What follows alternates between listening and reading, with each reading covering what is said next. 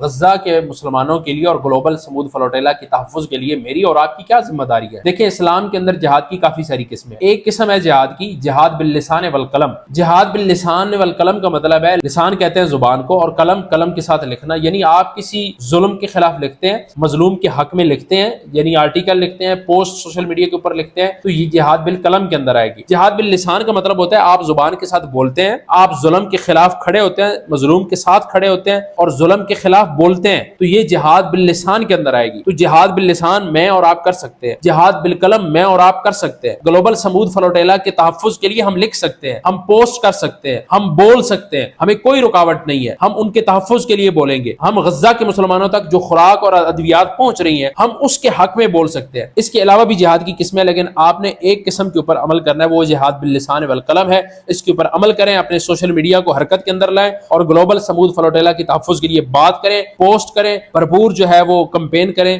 Social media کی power آپ کو اچھی طرح پتہ ہے کتنی ساری ہے۔ میں یہ نہیں کہہ رہا کہ آپ اپنے ملک کے خلاف، آپ علماء کے خلاف، آپ لوگوں کے خلاف پوسٹ کریں، آپ ان کے تحفظ کے لیے پوسٹ کریں، آپ گلوبل سمود فلوٹیلا کے لیے آواز اٹھائیں، آپ غزہ کے مسلمانوں کے لیے آواز اٹھائیں، آپ ان مظلوم انسانوں کے لیے آواز اٹھائیں۔